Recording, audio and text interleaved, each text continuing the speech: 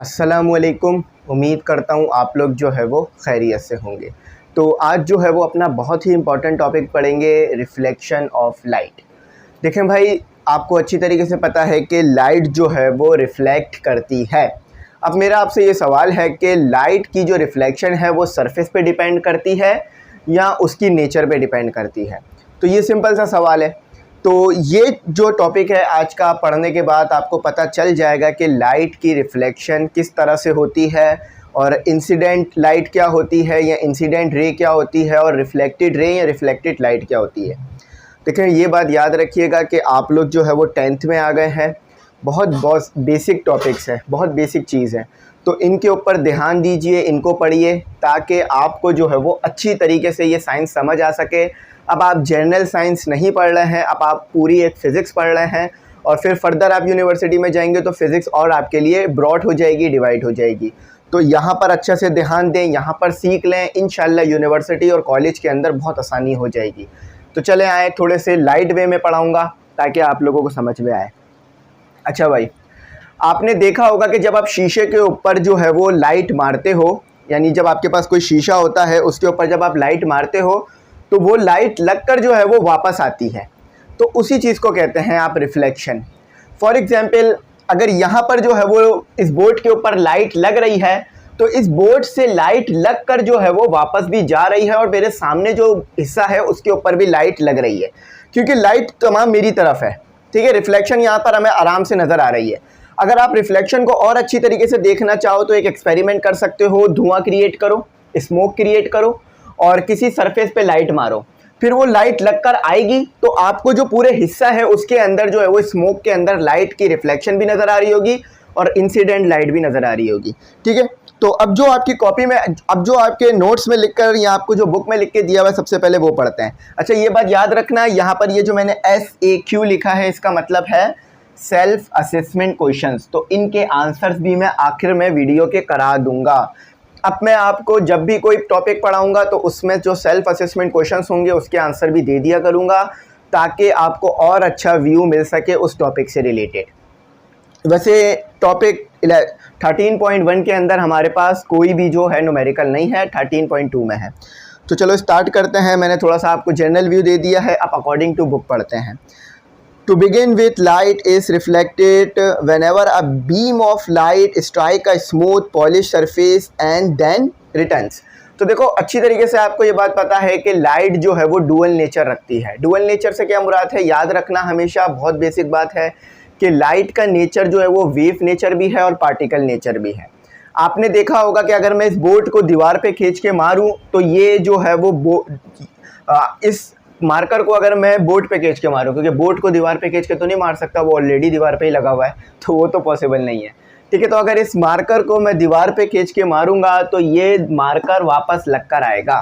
ठीक है, अब वो किसी भी एंगल पर आ सकता है, वो डिपेंड नहीं करता, लेकिन वापस ज़रूर आएगा। आप एक बॉल लीजिए, बॉल को आप दीवार पे मारिए तो वो बॉल लगकर वापस आएगी। तो इसी चीज़ को हम क्या कहते हैं, रिफ्लेक्शन कहते हैं। ठीक है, तो लाइट भी पार्टिकल नेचर रखती है। तो जब पार्टिकल नेचर रखेगी तो जब वो जाके दीवार से टकराएगी या किसी भी स्मूथ सरफेस से टकराएगी। अब देखो, स्मूथ सरफेस क्या होता है, स्मूथ सरफेस वो होता है जिसके अंदर खुरदुरापन ना हो। अब देखो, ये बोर्ड स्मूथ है, ये जो वाइट बोर्ड लगा हुआ है स्मूथ है, इसमें खुरदुरापन नहीं है। देखो ये कितना स्मूथ बोर्ड है ना, तो ये एक स्मूथ बोर्ड है। अब पॉलिश क्या होता है, आपने देखा होगा लकड़ियाँ, आपके घर में अगर अलमारी है या आपके घर में जो है वो कलर हुआ हुआ है तो वो क्या होता है, पॉलिश करते हैं उसको। पॉलिश से क्या मुराद होता है कि एक और मटेरियल जो है वो उसके ऊपर लगा देते हैं और एक चमक सी आ जाती है। तो कहते हैं ना कि जितनी अच्छी पॉलिश करोगे उतनी अच्छी चमक होगी, तो ये चीज़ कहलाता है आपके पास पॉलिश। तो जब आप जो है वो लाइट को मारते हो किसी स्मूथ सरफेस से या पॉलिश सरफेस से तो वो लगकर वापस आती है। लेज़र लाइट हो तो वो ज़्यादा अच्छी तरीके से ये बात समझ में आ जाती है और उससे आप इसका मुशाहिदा कर सकते हो। अब देखो, यहाँ तक तो ये बात हो गई। अब इधर कॉन्सेप्ट आता है कि भाई इंसिडेंट रे क्या है, इंसिडेंट लाइट क्या है और रिफ्लेक्टेड लाइट क्या है। फॉर एग्जाम्पल, आपके पास ये सिर्फ मैं एक समझाने के लिए बात कर रहा हूँ। ठीक है, ये हमारे पास एक हमारा प्यारा सा स्टूडेंट खड़ा हुआ है। ठीक है, आप में से किसी का भी नाम ले लेता हूँ, ये चलो बासित खड़ा हुआ है मेरे पास। ठीक है, ठीक है, ये बासित भाई खड़े हैं हमारे पास। अब ये बासित के हाथ में है एक लाइट। ठीक है, ये मैं एक लाइट बना रहा हूँ इसके हाथ में, एक ये लाइट है, लाइट का सोर्स है।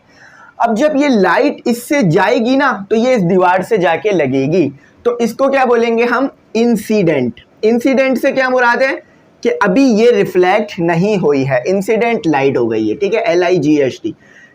अच्छा ये बात याद रखिएगा, अब मैं जो भी डायग्राम बनाया करूंगा बहुत ही जो है वो नीट एंड क्लीन बनाऊंगा, क्योंकि जितना अच्छी तरीके से आप डायग्राम से समझ सकते हैं और बुक की वर्डिंग से समझ सकते हैं, इतना अच्छे तरीके से और कोई मेथड नहीं है आपको समझाने का। समझाने का सबसे अच्छा तरीका जो होता है वो होता है एक्सपेरिमेंट करो। अगर एक्सपेरिमेंट नहीं कर पा रहे हो तो बहुत अच्छी डायग्राम ड्रॉ करो, और अगर अच्छी डायग्राम ड्रॉ नहीं कर पा रहे हो तो बुक की वर्डिंग को बहुत अच्छा एक्सप्लेन करो। अगर ये तीनों चीज़ें फॉलो नहीं होंगी तो कुछ भी बात कभी समझ नहीं आएगी। तो इंशाल्लाह मैं बहुत अच्छी तरीके से डायग्राम बनाऊंगा। तो ये जो लाइट जाके टकरा रही है इसे क्या बोलते हैं हम, इंसिडेंट लाइट। अब देखो इसकी रिफ्लेक्शन जो है वो मैं कोई भी एक ऑर्डिनरी रिफ्लेक्शन बना रहा हूँ, कोई भी अपनी तरफ से रिफ्लेक्शन बना रहा हूँ, ठीक है, लेकिन एंगल वाइज इसकी रिफ्लेक्शन क्या होती है वो मैं अभी डिटेल में बताता हूँ कि कौन से एंगल पे लाइट वापस आती है लगकर। अब देखो मैंने तो इसको ऐसे मारा है बिल्कुल स्ट्रेट, तो अगर लॉ के मुताबिक देखें, जो फर्स्ट लॉ ऑफ रिफ्लेक्शन है उसके मुताबिक ये है कि लाइट वापस भी ऐसी आ जाएगी, जिस डायरेक्शन में गई है और जिस एंगल पे लगी है उसी एंगल पे दोबारा आ जानी चाहिए। तो ये जो दोबारा आएगी इसको बोलते हैं हम क्या, रिफ्लेक्टेड लाइट या रिफ्लेक्टेड रे। अब मैं क्या करता हूँ, इस जो लाइट की जो एंगल है उसको तब्दील करता हूँ, थोड़ा सा ऊपर करके लगाता हूँ ताकि मैं आपको अच्छी तरह समझा सकूँ। तो ये जो है इस दीवार से टकराई, ठीक है। अब टकराने के बाद क्या है, ये लाइट जो है वो वापस आएगी, क्या करेगी, रिफ्लेक्ट करेगी, यानी वापस आएगी। तो ये जो है अभी क्या है, इंसिडेंट। जब कोई चीज़ जा रही होती है और दीवार से टकराती है तो उस लाइट को आप क्या बोलते हो, इंसिडेंट, यानी अभी ये टकराएगी, ये टकराई नहीं है, टकराएगी, इंसिडेंट है, टकराने वाली है। अच्छा, जो टकरा कर वापस आती है लाइट सेम एंगल पे, उसको क्या बोलते हो आप, उसको बोलते हो रिफ्लेक्टेड, ठीक है, रिफ्लेक्टेड, यहां लिख देता हूं, ठीक है, रिफ्लेक्टेड लाइट, LIGHT, ठीक है। तो एक आपके पास हो गई इंसिडेंट लाइट और एक आपके पास हो गई रिफ्लेक्टेड लाइट। अब रिफ्लेक्टेड वो है जो कि टकरा कर वापस आ रही है, तो ये याद रखना, जो टकरा रही है वो है इंसिडेंट और जो टकरा कर वापस आ रही है वो है रिफ्लेक्टेड। अब इसके अंदर एक कुछ एंगल्स का चक्कर होता है, अब वो एंगल समझो। देखो अगर आपसे कोई भी पूछे कि भाई कितने आपके पास लॉ होते हैं रिफ्लेक्शन के, तो आपने बताना है ये, इसका स्क्रीनशॉट ले लेना, ठीक है। अभी मैं आपको यहाँ पर लॉ समझाता हूँ। अगर आपसे कोई पूछे कि कितने लॉ होते हैं रिफ्लेक्शन के, तो याद रखिएगा रिफ्लेक्शन के हमारे पास 2 लॉस होते हैं, ठीक है। तो यहाँ पर मैंने लिखा हुआ है first law of reflection, second law of reflection. अब फर्स्ट लॉ ऑफ रिफ्लेक्शन क्या कहता है, सेकंड लॉ ऑफ रिफ्लेक्शन क्या कहता है, उसको डील करते हैं, ठीक है। ये O आएगा। अच्छा, तो हमारे पास 2 लॉ हो गए रिफ्लेक्शन के, और इन दोनों लॉस को कहा जाता है लॉस ऑफ रिफ्लेक्शन। तो लॉस ऑफ रिफ्लेक्शन में हमारे पास 2 लॉस आते हैं। कितने लॉस आते हैं, कोई भी पूछे कितने लॉस हैं रिफ्लेक्शन के, तो 2 लॉस है रिफ्लेक्शन के। अब उसको समझने से पहले आपको एक चीज समझनी पड़ेगी जो कि लिखी हुई है, मैं आपको पढ़ के बताता हूं क्या लिखा हुआ है। यहाँ पे लिखा हुआ है कि the term normal refers to the line that is created when a perpendicular is made between two rays on a reflecting surface। सबसे पहले डायग्राम देखो 13.1 और उसी को मैं यहाँ ड्रॉ करने जा रहा हूँ, उसी को मैं यहाँ पर ड्रॉ करने जा रहा हूँ, ठीक है। ये आपका हो गया सरफेस। सरफेस यानी कोई ज़मीन ले लो या किसी भी चीज़ का हिस्सा ले लो। अब ये बोट का सरफेस है, ठीक है। सरफेस से मुराद ये नहीं होता अर्थ का सरफेस, सरफेस से मुराद किसी भी चीज़ का जो है वो ऊपर का हिस्सा होता है। ये आपके पास क्या है, ये आपके पास है सरफेस, ठीक है, SURFAC। सर बहुत जो है वो डिटेल में इस डायग्राम को ड्रॉ करूंगा तो आपने स्क्रीनशॉट लेना है, जब मैं कहूँ जब, हर वक्त नहीं लेना, ठीक है। तो बहुत से बच्चे मेरा स्क्रीनशॉट लेके मुझे सेंड कर रहे होते हैं, तो फिर वो मैं समझ ही नहीं आ रहा होता क्या बोलना है। तो ठीक है, यहाँ पर देखो ये है आपके पास सरफेस, ये है आपके पास लाइट। अब ये किस सोर्स से आ रही है, वो सोर्स नहीं बना रहा है, ये है आपके पास लाइट। ये लाइट आई, वो कहते हैं ना ये गाड़ी आई और यूं खड़ी हो गई, तो ये लाइट आई आपके पास, ये लाइट आई और ये आपके पास क्या हो गई, ये आपके पास हो गई रिफ्लेक्ट। तो ये जो लाइट टकराने के लिए आई थी ये कौन सी थी, ये थी इंसिडेंट। देखो बहुत आसान करके समझा रहा हूं बच्चों, इतना आसान करके कोई समझाए या ना समझाए, लेकिन मैं बहुत आसान करके समझा रहा हूँ, तो बड़ा ध्यान जो है वो अपना इधर बनाए रखना। ठीक है, तो ये आपके पास क्या हो गई, ये आपके पास हो गई इंसिडेंट। अब ये हो गई आपके पास रिफ्लेक्टेड। ठीक है, ये हो गई रिफ्लेक्टेड। अच्छा, अब नॉर्मल क्या है, देखो परपेंडिकुलर का लफ्ज पढ़ा है ना आपने, क्या होता है कि एक चीज हो और दूसरे से जो है वो ये 90 का एंगल बना रही हो, इसे कहते हैं परपेंडिकुलर। क्या कहते हैं इसे कहते हैं, ये जो आपके पास एंगल बन रहा होता है इसे कहते हो आप, यहाँ लिख देता हूँ, ठीक है, इसे कहते हो आप परपेंडिकुलर। ठीक है, पूरी स्पेलिंग लिख लेना, चलो लिख देता हूँ परपेंडिकुलर। अब यहाँ पर परपेंडिकुलर क्या है, ये बात याद रखना कि आप जो है वो लाइट के अंदर कभी भी एंगल जो है वो सरफेस से मेजर नहीं करते हो। याद रखना हमेशा, कभी भी सरफेस से एंगल को मेजर नहीं करते हो। आप क्या करते हो, आप एक नॉर्मल ड्रॉ करते हो सरफेस से नॉर्मल ड्रॉ करने का क्या मुराद है, एक परपेंडिकुलर लाइन ड्रॉ करते हो, इसको कहते हो नॉर्मल। बच्चे समझते हैं नॉर्मल से मुराद वो कि एक इंसान नॉर्मल है यानी सही है, बिल्कुल भाई वो नॉर्मल नहीं है। नॉर्मल से मुराद है परपेंडिकुलर लाइन जो कि सरफेस से ड्रॉ की जा रही है। तो आप सरफेस से कभी भी लाइट या रिफ्लेक्टेड लाइट या इंसिडेंट लाइट का एंगल नहीं पता करते। आप कहाँ से पता करते हो, नॉर्मल की मदद से इस एंगल को पता करते हो। तो ये यहाँ से लेकर इस नॉर्मल से लेकर और रिफ्लेक्टेड लाइट तक का जो एंगल होता है इसे बोलते हो आप आर। इस आर का क्या मतलब है, एंगल ऑफ रिफ्लेक्टेड लाइट, कि किस लाइट पे रिफ्लेक्ट हो रही है आपके पास, ठीक है, रिफ्लेक्टेड लाइट, और किस एंगल पे जो है वो इंसिडेंट लाइट आ रही है उसे बोलते हो आप स्मॉल आई। तो ये चीज आपको यहाँ लिख के दी हुई। और पी क्या है, पी वो पोजीशन है जिसके ऊपर ये लाइट आकर टकराई थी। ठीक है भाई, प्यारी सी साफ सुथरी सी अच्छी सी डायग्राम बना दी। तो इंसिडेंट लाइट जो है वो उसका मुंह किस तरफ होगा, ये बात याद रखना, बुक में नहीं लिखी हुई। तो इंसिडेंट लाइट जो है वो सरफेस की तरफ आ रही होगी या टुवर्ड द सरफेस आ रही होगी, और रिफ्लेक्टेड लाइट जो है वो अवे जा रही होगी सरफेस से। ठीक है, ये जो एरो बनाते हैं ये डायरेक्शन को डिफाइन कर देता है। तो आपके पास जो इंसिडेंट लाइट है वो सरफेस के पास आ रही होगी और जो रिफ्लेक्टेड लाइट है वो सरफेस से दूर जा रही होगी। ठीक है, अच्छा एंगल्स मैंने बता दिए, तमाम चीज़ें मैंने बता दी। इंसिडेंट लाइट का जो एंगल होता है उसको आप कहते हो आई। ये जो साइन है ये मैंने पढ़ाया था मैथमेटिक्स में। मैं हमेशा मैथमेटिक्स में जब पढ़ाता हूँ तो ये बात बताता हूँ कि फिजिक्स में कहाँ इस्तेमाल होगा वो बताऊँगा।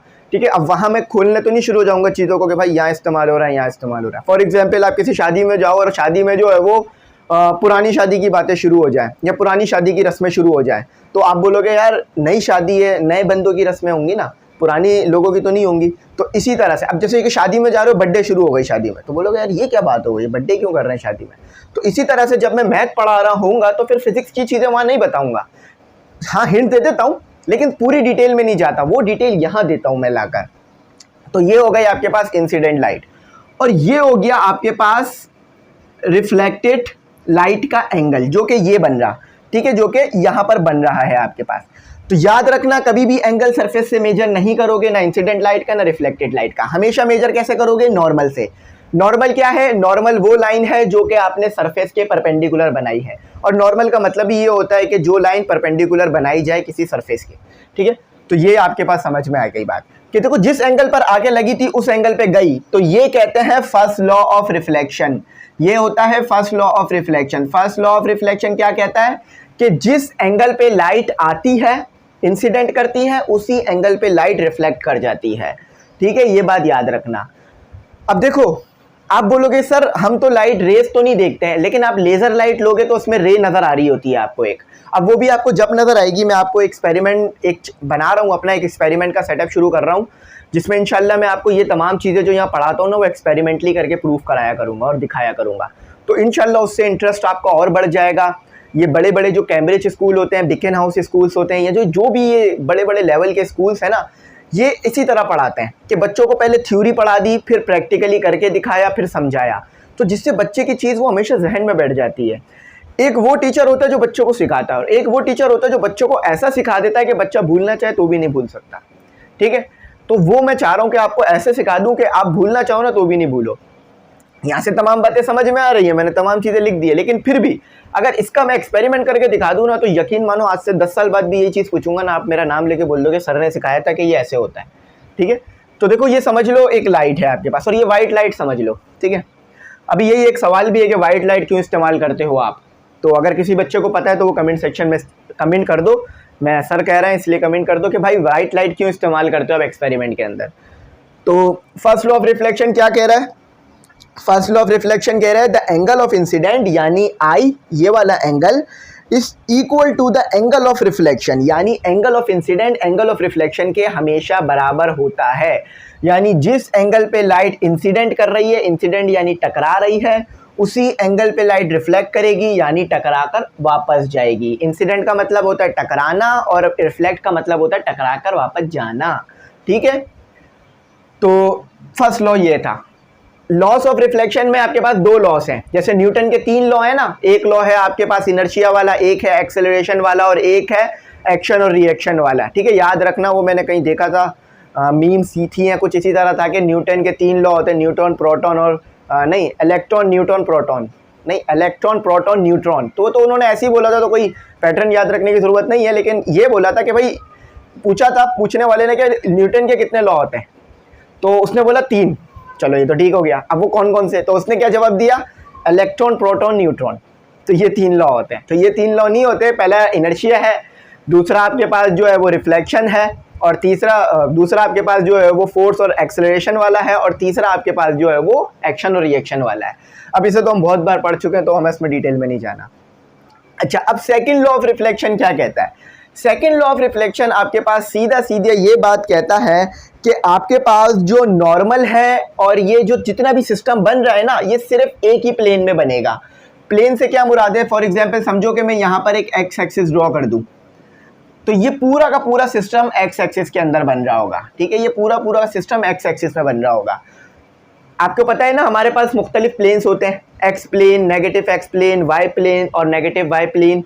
तो एक प्लेन में बनने से मुराद ये है कि पूरा का पूरा जो ये सिस्टम है ये एक ही प्लेन में बन रहा होगा, यानी एक एक्स एक्सिस में बन रहा होगा या वाई एक्सिस में बन रहा होगा या नेगेटिव वाई एक्सिस या पॉजिटिव वाई एक्सिस। ठीक है, तो ये पूरा का पूरा सिस्टम एक ही प्लेन में बन रहा होगा। हमने पढ़ा था ना प्लेन, ये X, negative of X, negative of Y और पॉजिटिव ऑफ वाई। ठीक है, ये पढ़ा था ना ये चीज़, इसके साथ भी पॉजिटिव लगा दो। तो ये पूरा का पूरा सिस्टम या तो यहाँ बन रहा होगा, या तो यहाँ, या तो यहाँ, या तो यहाँ, एक साथ 2-3 जगह पे नहीं बन रहा होगा, एक वक्त में एक ही प्लेन में ये पूरा का पूरा सिस्टम जो है वो बन रहा होगा। तो अब क्या करो, अब जो है मैं इसको थोड़ा सा रिमूव कर देता हूँ ताकि आपके लिए एक बेहतर व्यू हो जाए। अब इसका क्या करो, आप इसका ले लो स्क्रीनशॉट में, हो गया साइड में। ठीक है, तो ये यहाँ पर लिख लो, या तो x या तो y या तो नेगेटिव ऑफ x और एंड या तो नेगेटिव ऑफ y। ठीक है, ये तो या तो ये जो है वो पहला लॉ क्या कहता है कि जिस एंगल पे लाइट टकराएगी, जिस एंगल पे जो है वो लाइट आएगी उसी एंगल पे टकरा के जाएगी, यानी जो एंगल ऑफ इंसिडेंट होगा वही एंगल ऑफ रिफ्लेक्शन होगा। और दूसरा लॉ कहता है कि ये पूरा का पूरा काम एक ही एक्सिस में हो रहा होगा, एक ही प्लेन में हो रहा होगा, या वो एक्स प्लेन होगा, या वो वाई प्लेन, या नेगेटिव वाई प्लेन, या पॉजिटिव वाई प्लेन होगा। स्क्रीनशॉट ले लो इसका, बस ये यहीं तक था। अब आ जाओ इसके सेल्फ असेसमेंट क्वेश्चंस पे, जिसे मैं बोलूँगा आज से SAQ। तो ये इसकी एब्रीविएशन, ये एक्रोनियम है इसका। ठीक है, एक्रोनियम। तो सबसे पहला सवाल जो आपको कहा जाता है वो कहा जाता है कि why narrow beam of white light is used in the experiment. तो ये वही बात हो गई कि मैं पढ़ाते वक्त वाइट लाइट क्यों इस्तेमाल करता हूँ, नीली पीली हरी क्यों नहीं इस्तेमाल करता। तो भाई नीली पीली हरी इस्तेमाल करूंगा तो ये जो अलग अलग रंग आपको नज़र आते हैं ये नज़र आना बंद हो जाएंगे, सिर्फ आपको एक ही रंग नज़र आ रहा होगा, सब कुछ लाल। अगर लाल लाइट लूँगा और पीली लूँगा तो पीली सब कुछ नज़र आ रहा होगा। तो लेकिन ये इससे कोई रिलेट नहीं कर रहा, इसका अलग ही जवाब है, ये नहीं लिख देना कहीं। ठीक है, तो क्यों हम एक्सपेरिमेंट के दौरान सिर्फ वाइट लाइट इस्तेमाल करते हैं, वो भी नैरो बीम यानी छोटी बीम वाली। क्यों नैरो बीम से क्या मुराद है कि बस छोटी सी बीम आ रही है उसकी। तो देखो हम वाइट लाइट को इसीलिए इस्तेमाल करते हैं क्योंकि वो मुख्तलिफ कलर्स में टूटती है, तो इसीलिए हम नैरो बीम ऑफ लाइट को इस्तेमाल करते हैं। इसका पूरा का पूरा आंसर एज इट इज़ चल रहा होगा साइड में, वो लिख लो। ठीक है, ये बिल्कुल इसका यही करेक्ट आंसर है कि in the figure given along sight. A narrow beam of white light is shown to pass through a triangular glass prism. After passing through prism, it produces a spectrum XY on the screen. यानी spectrum से क्या मुराद है, वो मैंने spectrum आपको इससे पहली video में पढ़ाया था कि वो violet, green, yellow, blue, red और इस तरह से जो लाइटें निकलती हैं वो इसका स्पेक्ट्रम होता है। तो इसीलिए वाइट लाइट को हम इस्तेमाल करते हैं क्योंकि इसका स्पेक्ट्रम होता है। ठीक है, तो ये पूरा का पूरा इसका आंसर लिख लेना। दूसरा कहते हैं कि लाइट लिस्ट लिखा हुआ है, list everyday example of reflection of light. तो अपने इर्द गिर्द देखो और बताओ कहाँ कहाँ पर लाइट रिफ्लेक्ट कर रही है। तो बोर्ड से रिफ्लेक्ट कर सकती है, शीशे से रिफ्लेक्ट कर सकती है, हमारी आंख से भी लाइट रिफ्लेक्ट करती है। ठीक है, आती है, टकराती है और फिर जाती है, और आंखों पे जब लाइट टकराती है तो एक सेंसेशन पैदा होती है आंखों में, जिससे हमें चीज़ें नज़र आती हैं। जब भी अंधेरे में हम चीज़ें नहीं देख सकते क्योंकि लाइट के बगैर देखना पॉसिबल नहीं है। तो वो चीज़ें मैंने यहाँ पर मेंशन कर दी हैं। ठीक है, आप देख लेना। तो ये चीज़ें मैंने यहाँ पे मेंशन कर दी हैं। Example of objects that reflect light, या एवरीडे में जो हमारे पास लाइट के जो एग्जाम्पल्स हैं वो समझ लो कि मिरर हो गई, एक मिरर एग्जाम्पल है जिससे लाइट रिफ्लेक्ट करती है। एक आई एग्जाम्पल है जिससे लाइट रिफ्लेक्ट करती है। वाटर सरफेस से भी लाइट रिफ्लेक्ट करती है, और भी बहुत सारी चीज़ें हैं इधर हमारे पास। ठीक है, मून लाइट हो गई। ठीक है, रिफ्लेक्शन ऑफ लाइट के किन किन चीज़ों से लाइट रिफ्लेक्ट करती है वो एग्जाम्पल बता दो एवरीडे, रोज़मर्रा की चीज़ों से देखकर। आखिरी सवाल लिखा हुआ है, why the angle of incident is always equal to the angle of reflection. तो क्यों angle of incident angle of reflection के बराबर होता है? तो ये हमें ये लॉ बताता है कि angle of incident angle of reflection के बराबर होता है। तो इसी लॉ की मदद से हम ये कहेंगे कि according to first law of reflection the angle of incident is always equal to angle of reflection. ठीक है, तो यही चीज़ जो है वो यहाँ पर लिख लो। The law of reflection state that the principle when the light rays fall on the smooth surface the angle of reflection is always the angle of reflection is equal to the angle of incident. तो जो angle of reflection आ रहा होता है या जो angle of incident आ रहा होता है वो एक दूसरे के बराबर आता है, और उसका प्रूफ जो है ये फर्स्ट लॉ ऑफ रिफ्लेक्शन आपको देता है। अब इसको डिटेल में नहीं जा रहे हैं कि डिटेल में प्रूफ करना है। सेल्फ असेसमेंट क्वेश्चन है, 3-4 लाइन के इसके आंसर दिए जाते हैं, डेरिवेशंस नहीं होती है, तो इसीलिए इसके छोटे छोटे आंसर्स दिए। तो ये टॉपिक यहाँ कवर हो गया। इसके बाद जो नेक्स्ट टॉपिक आएगा वो आएगा 13.2, जिसके अंदर मैं न्यूमेरिकल भी करा दूंगा, और थोड़ा सा मुश्किल टॉपिक है लेकिन इंशाल्लाह पढ़ने में मज़ा आएगा। तो यहाँ पर आखिरी बात बता दूं कि ग्रुप में ऐड होना चाहो तो हो सकते हो, 1500 उसकी फ़ीस है। आपने देखा होगा तमाम लेक्चर्स में अपलोड करता हूँ, तमाम ही न्यूमेरिकल, तमाम ही एक्सरसाइज, तमाम ही टॉपिक कराता हूँ, कुछ भी स्किप नहीं कराता ताकि आपको प्रॉब्लम ना हो। तो ग्रुप में ऐड हो जाना, वहाँ पे लाइव लेक्चर्स बस इंशाल्लाह शुरू ही होने वाले हैं इस महीने से, और टेस्ट सेशंस भी, तो वो भी आपको मिल जाएंगे, और तमाम सब्जेक्ट के नोट्स, यानी मुकम्मल एक एजुकेशन का आपको प्लेटफॉर्म मिल गया है एमई इंग्लिश सेंटर के ज़रिए से। तो इसको ज्वाइन कर लो ताकि आपको बात समझ में आए। तो ज्वाइन करने के लिए व्हाट्सएप पे कांटेक्ट करो कि बता देना कि सर हमें ग्रुप में ऐड होना है, तो उस पर आपको तमाम चीज़ें मिल जाएंगी। कोई लंबा चौड़ा प्रोसीजर इसमें नहीं है कि कुछ और सिस्टम में जाओ, सिर्फ व्हाट्सएप पे मैसेज करो, जो सिंपल तरीका है, उससे फिर आपको ऐड हो जाओगे। तो उम्मीद करता हूँ मेरी बात समझ में आ गई होगी। Thanks for watching. अल्लाह हाफिज़। अपनी कीमती दुआओं में मुझे ज़रूर याद रखना।